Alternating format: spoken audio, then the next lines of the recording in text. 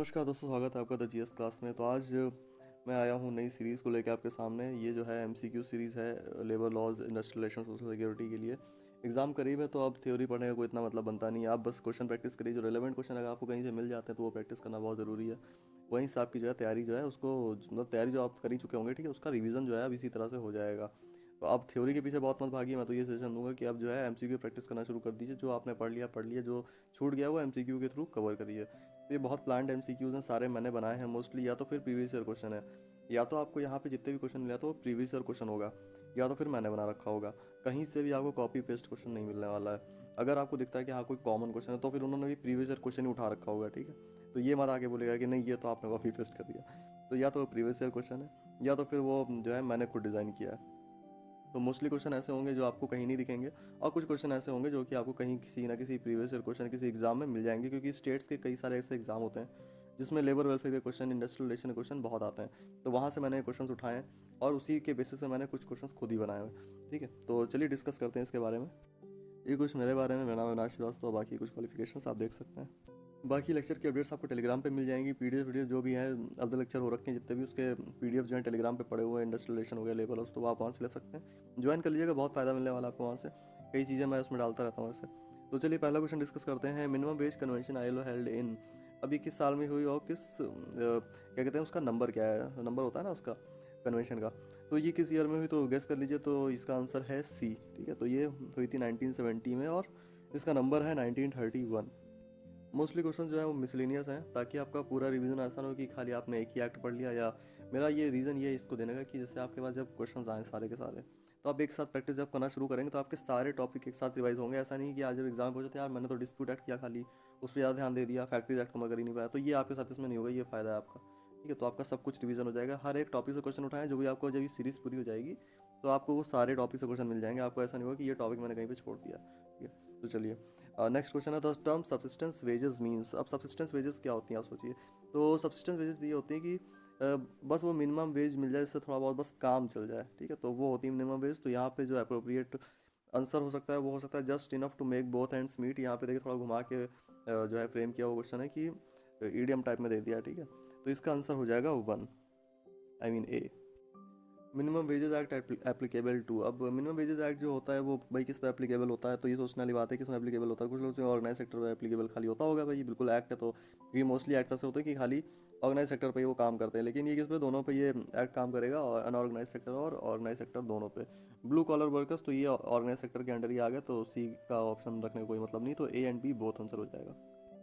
फिर आपने थ्योरीज पढ़ी होंगी तो उसमें देखा होगा minimum wage as the irreducible level of wage paid to an unskilled worker considering him a human being living in a civilised society. So ये बात किसने बोली थी, मिनिमम वेजेस को डिफाइन करते हुए ये बातें किसने बोली थी। तो ये बोली थी, अरे आंसर दिख रहा है नीचे, ठीक है, आंसर है सी, ठीक है। तो जस्टिस हेगन ने बोली थी, जैसे भी इसको प्रोनाउंसिएट करना चाहें अपने हिसाब से वैसे कर सकते हैं। तो इसको जो है इन्होंने जो है किया था define.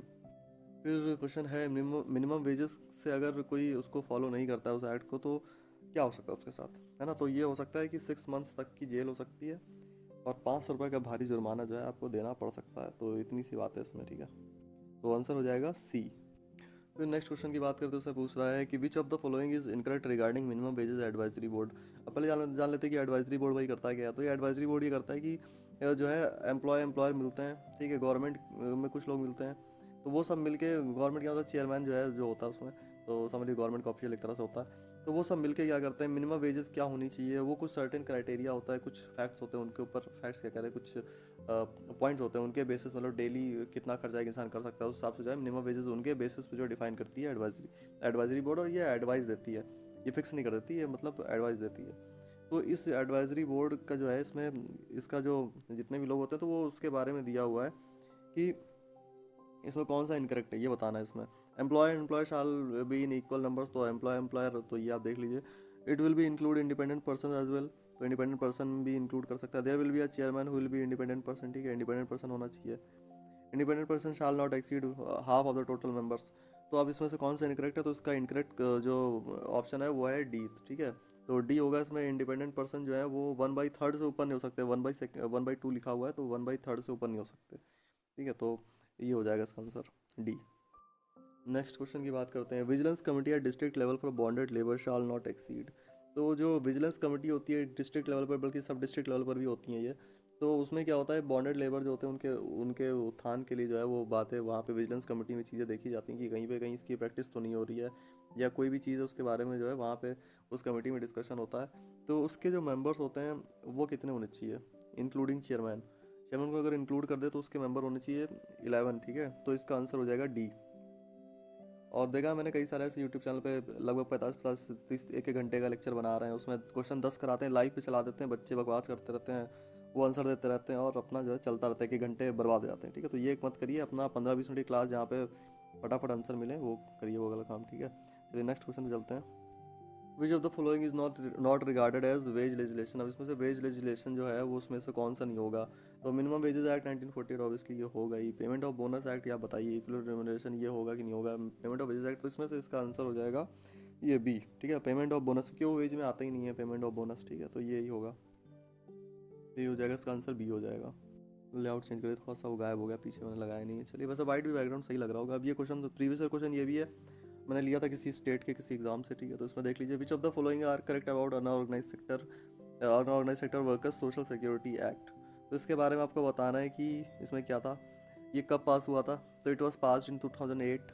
It have provision for maternity benefits, life and disability cover, unemployment allowance, D life insurance cover, old age social security. तो इसमें से इसका क्या आंसर होना चाहिए बताइए। तो इसमें इसका आंसर हो जाएगा, देखिए 2008 में पास हुआ था, पहली बात तो ये, ठीक है। इट है provision for maternity benefits, life and disability cover, ये सब ठीक है, इसमें होता है। लाइफ इंश्योरेंस कवर ही मिलता है, ठीक है। ओल्ड एज सोशल सिक्योरिटी भी है, लेकिन अनएम्प्लॉयमेंट अलाउंस नहीं मिलेगा। कॉमन सेंस से भी हो सकता था, क्योंकि पता ही नहीं चलता, अनऑर्गेनाइज है ना, तो वहाँ पे कैसे पता चलेगा कि इंसान अनएम्प्लॉयड हो गया। इतनी तो टेक्नोलॉजी एडवांस भी नहीं कि हम लोग उन सबका डेटा रखें और तुरंत पता चल जाए कि अच्छा ये अनएम्प्लॉयड हो गया आज, ठीक है। तो इसका आंसर हो जाएगा ए बी डी ई। सो इसका आंसर हो जाएगा थर्ड, ठीक है। ए बी डी ई इसका आंसर हो जाएगा थर्ड वाला। क्वेश्चन एक बार देख लीजिए क्या लिखा था, which of the following are correct about unorganised sector workers social security act. चलिए यहाँ पे कुछ डेफिनेशन दे रखी है। The definition of dash the basic wage और salary and any additional emoluments whatsoever payable either in cash or in kind to a person employed in respect of an employment or work done in such employment if the terms of the contract of employment express or implied were fulfilled। तो इसका ये जो है ये definition किसकी है, basic wage और salary की बात करें, एडिशन एमोलमेंट्स व्हाटसोएवर।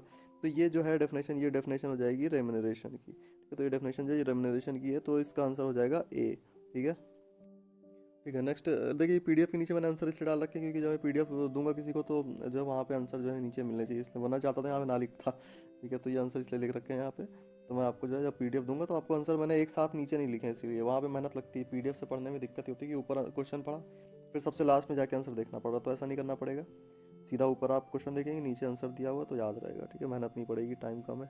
तो if the state government intends to add a given employment to the schedule, it shall be required to give a notice of not less than how many months, ठीक है। तो ये इसका answer हो जाएगा 2 months. और एक चीज़ और बता दूं कि किसी भी इस्टेब्लिशमेंट को मोस्टली एक्ट में देखेंगे, कॉमन पाया मैंने कि उसको जब ऐड करना होता है तो उसको 2 महीने पहले की नोटिस देता है, चाहे किसी भी एक्ट के अंडर वो बातें करे, चाहे मिनिमम वेजेस के अंडर बातें करे या फिर जैसे वो स्टैंडिंग ऑर्डर वाले एक्ट के अंदर बात करे, ठीक है। तो हर एक एक्ट के अंडर जो है वो उसको 2 महीने पहले ही नोटिस देना पड़ता है, मतलब 2 महीने की नोटिस दे के वो जो है उसको ऐड कर सकता है, ठीक है। तो इसका आंसर हो जाएगा बी, ठीक है। तो आज यहीं तक रखते हैं, फिर आप नेक्स्ट लेक्चर में इसमें देखते हैं रिस्पांस क्या आता है। On the basis of response मैं सीरीज को कंटिन्यू करूँगा। बाकी पीडीएफ इसकी आपको टेलीग्राम पे मिल जाएगी, ठीक है। इसमें मतलब मैं क्वेश्चन अभी ऐड करूँगा, लगभग 150-200 क्वेश्चन तो इसमें करूँगा मैं ऐड। उसके बाद जो है ये पीडीएफ आप सबको अवेलेबल हो जाएगी, ठीक है। तो आज के लिए इतना ही रखते हैं। Take care, good bye. बाकी पढ़ते रहिए, बढ़िया मज़े में रहिए, ठीक है।